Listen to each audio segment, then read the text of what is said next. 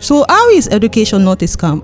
I would say that education is only becomes a scam when it's disconnected from application. I will usually say that the most successful graduates are those who use the university environment as a test bed or as a laboratory for experimentation. You use the university environment to experiment how the real world is going to be. And gone are those days when people feel like education is the master key. It's no longer the master key. It's a master plan now. Your education is the master plan that just shows you how your future is going to be, or just for you to achieve the kind of future you want. But you need skills as the building blocks or the pillars that future must stand on. Gone are those days when people see it as education versus skill, or a degree versus skill. You know, we used to have in our parents' world, it used to be people that had a degree working in the banks and the oil companies, while those who just had the skills were maybe artisans, carpenters, plumbers, and all of those things. But now it's no longer degree versus skill, it is degree and skill. Whether you have a degree, you still need skill to back it up. If you have only a skill, you need a degree to back it up to get to where you are going. So your problem solving skills, you must sharpen it every day. You must continue to look for how you solve problems in the society and monetize that, so that, and that's what then increases that return on investment for you. I think today everybody just thinks that education has to work for you. No, you have to let it work for you, because you have to apply it in ways that return on investment it further increases.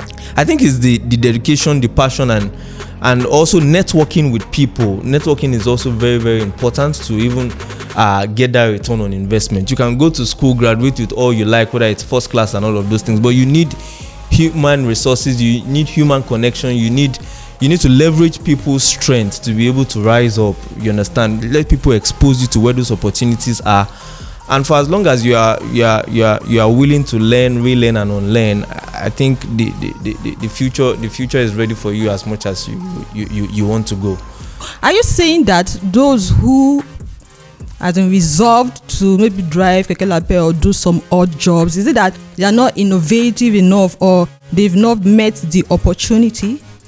Well, I think that what I'm about to say does not fit all, because there are different circumstances that push people beyond their limits, right? People get frustrated and break and just deviate and from just, what they resolve want to a smaller package, a smaller part of what their dreams are and all of those things. But I think it's very important to persevere. It's very important to still stay on the line at which you really want to be. We've seen today a lot of graduates of microbiology, engineering, ending up in other fields that they do not even have passion for.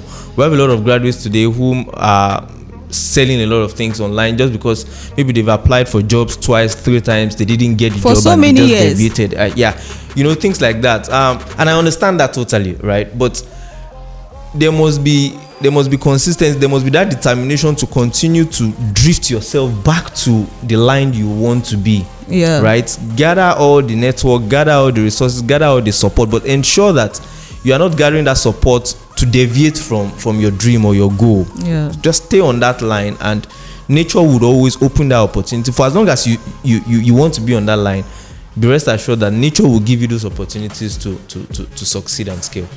So why are some graduates not productive after graduation? Yeah, I think that's a very, very good question, actually. And I'll try to just put...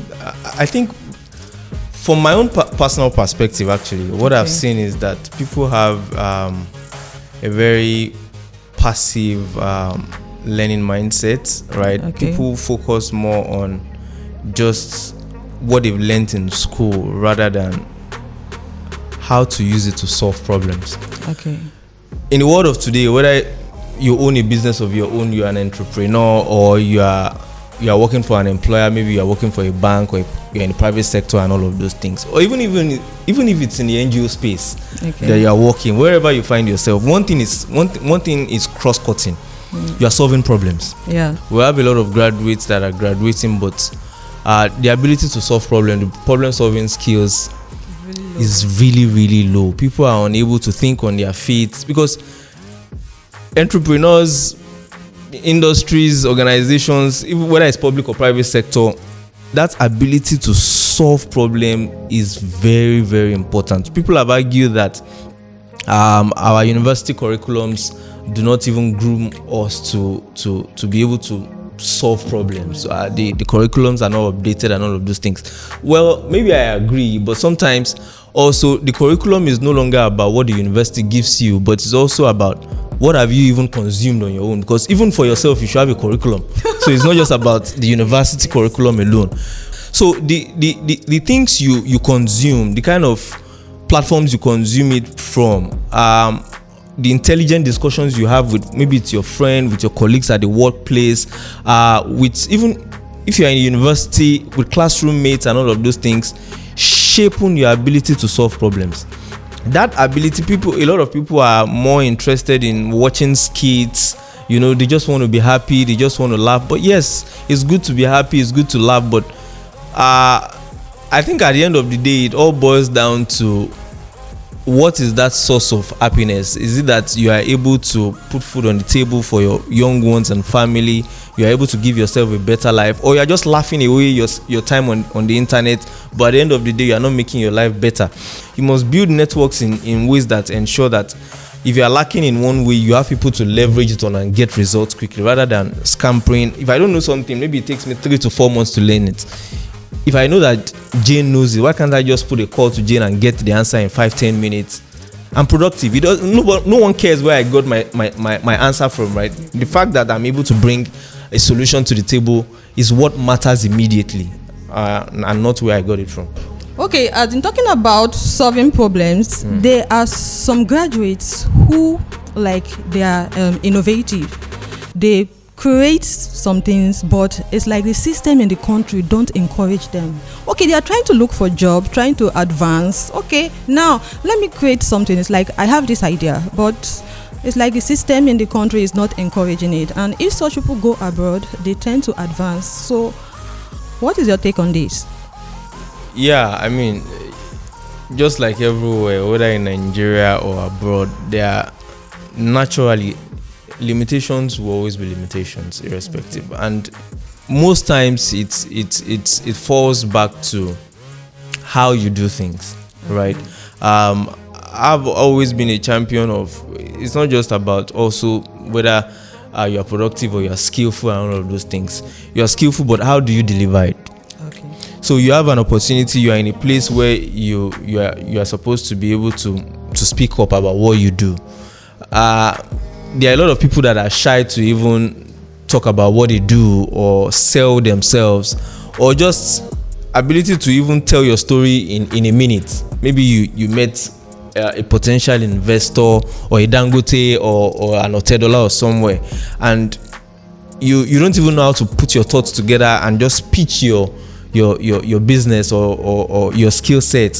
What advice would you give to young people out there as regards educational advancement?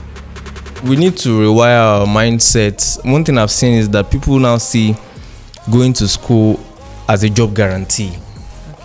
So we must shift our mindset away from seeing education as a job guarantee to something you can call maybe a capability multiplier.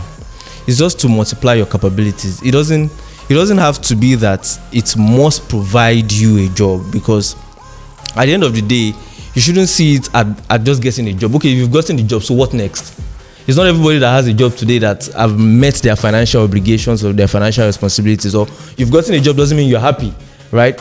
But I think the icing on it then should be, okay, you've gotten a job. How can this education, or how can educational advancement help me to increase my earning potential? Okay, thank you very much. We've come to the end of this section. But before then, I would like to tell you that education is not a scam. If it were to be a scam, I wouldn't have been here. Yes, I need to say that as well. There was a time I thought it was a scam because Sakpa owed me. But now, education is not a scam. Okay, Mr. Adebayo, do you have anything to add to our discussion today?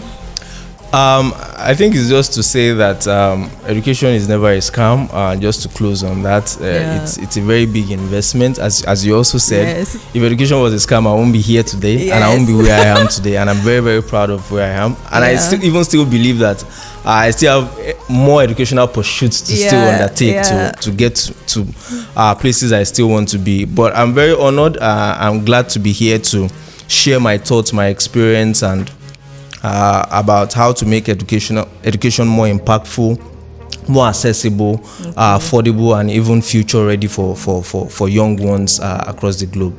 Thank you for having me. Thank you very much, Mr. Adebayo Shodunke. We've come to the end of this section on Voices of Regalo. I am Nkechi Jenobodoke. Thank you.